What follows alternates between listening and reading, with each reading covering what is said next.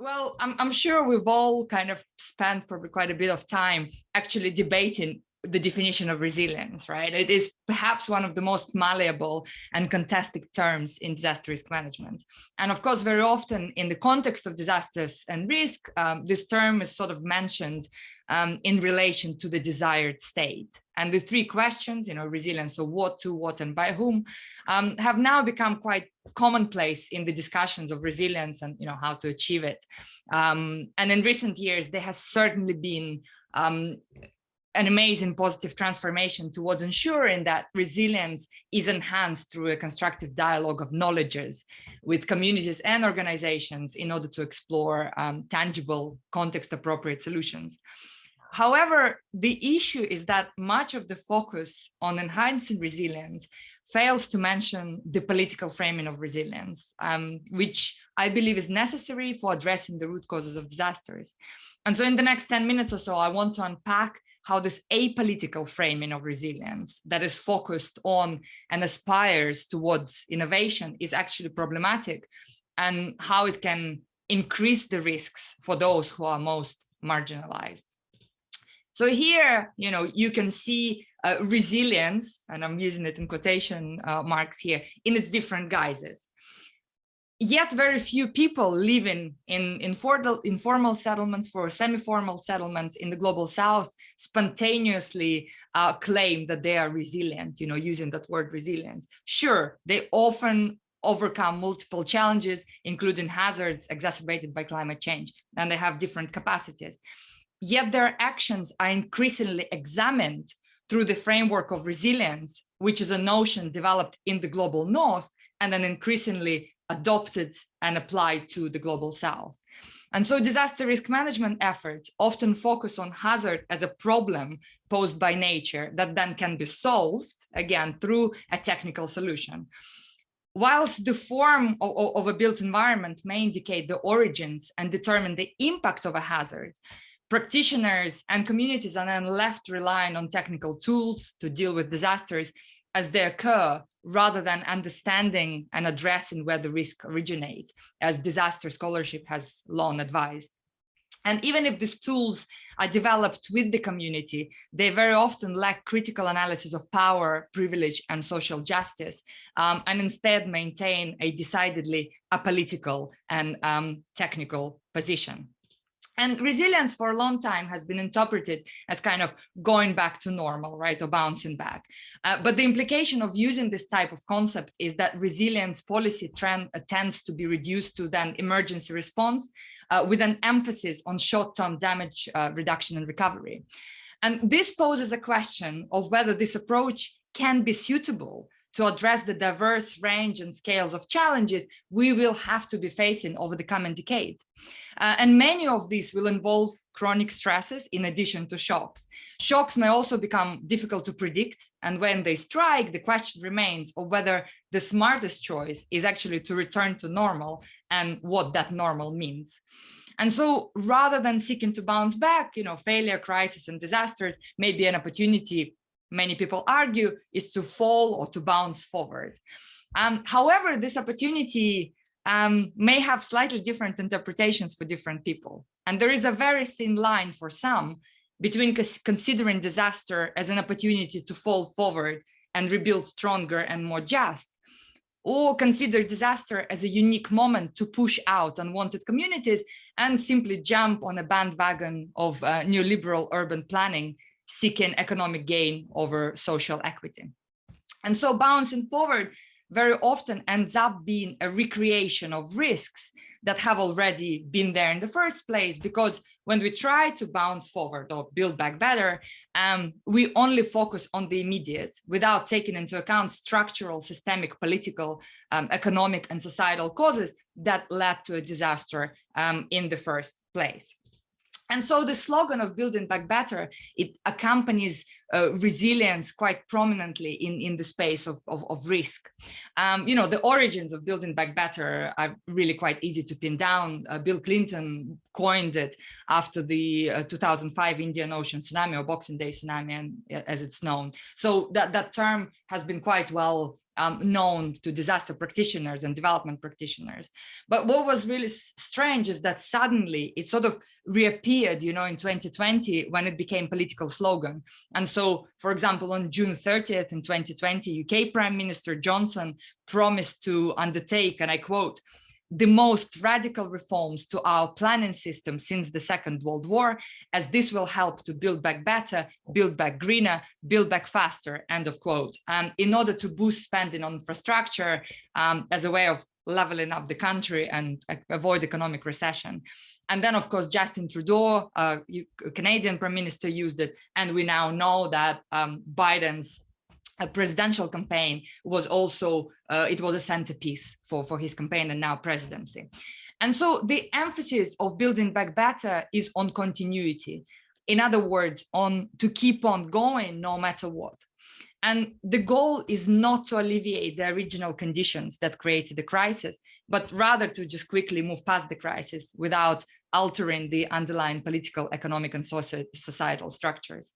This emphasis is the core of neoliberalism, not as an economic management model, but as a mode of political rationality and government reasoning that constructs and regulates the realms within which a disaster and then the post-disaster reconstructions occur. And the contradiction here is that a disaster exposes, and disaster is grounded in the underlying inequalities in society, whilst neoliberalism relies on the maintenance of those same inequalities that create disaster. And in disaster, people can lose their livelihood, shelter, family, sense of dignity, physical infrastructure that allows their lives to be maintained. But disasters do not affect everyone equally.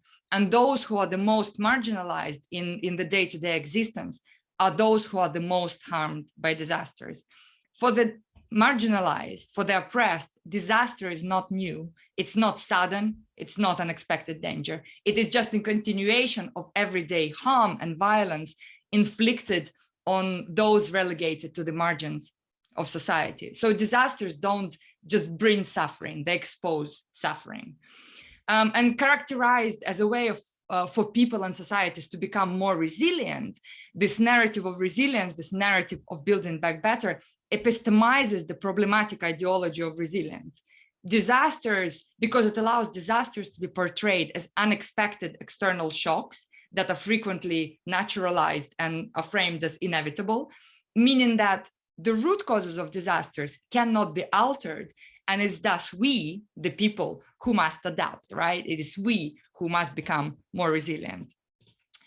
And so resilience and its ability kind of to resolve all contemporary issues, it became really the panacea for all contemporary issues in neoliberal narrative, explains everything from how individuals act or should act and cope with hazards, risk, and disasters to a mainstreamed approach to global development. And portrayed as something good, the state of aspiration, resilience has become an important goal that needs to be achieved no matter what. And so under neoliberal conditions, resilience, therefore, can be interpreted as the ability to survive under conditions of destitution.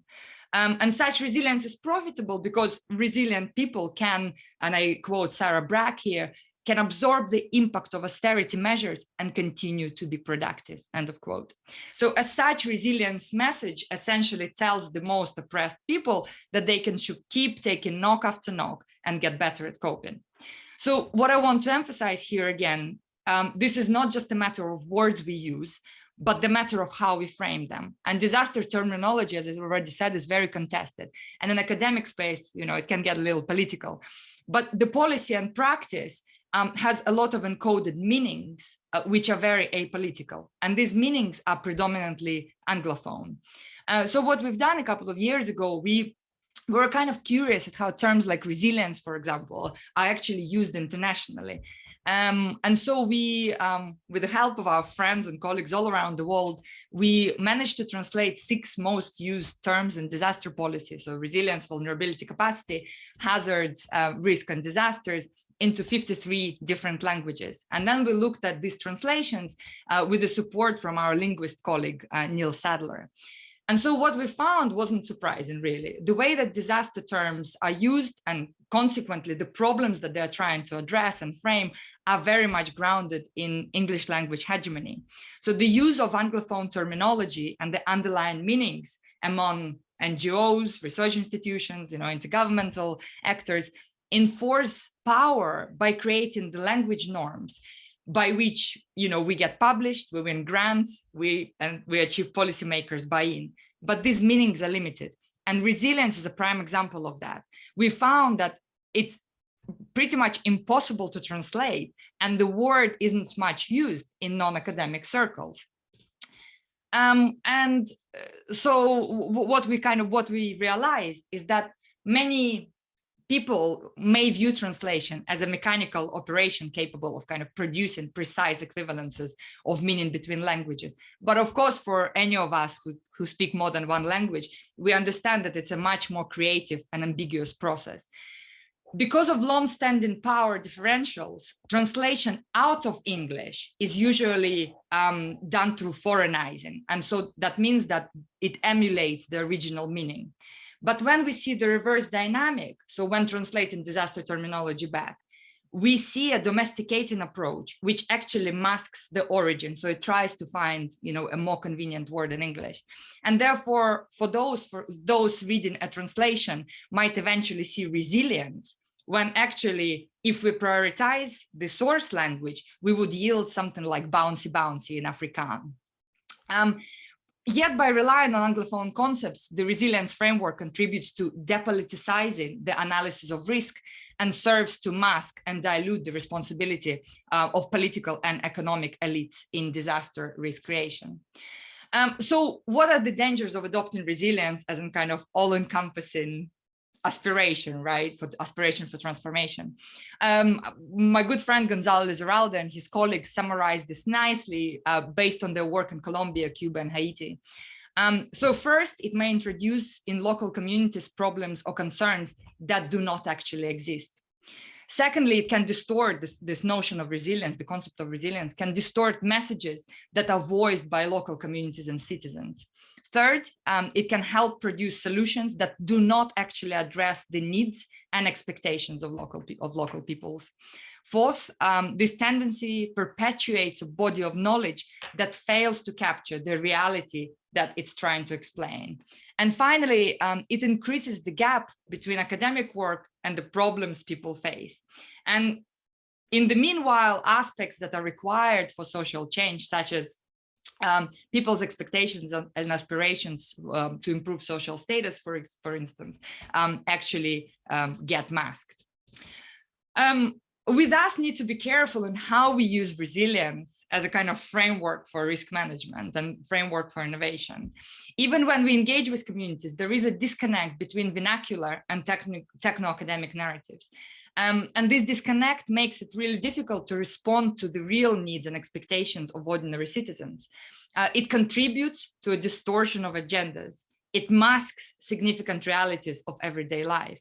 True solutions should be grounded in narratives that reveal historic segregation, colonialism, exploitation, marginalization, and other deep-rooted causes of risk that are now being exacerbated by climate change.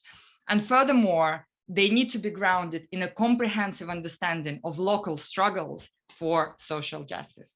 I'll end there. Thank you very much.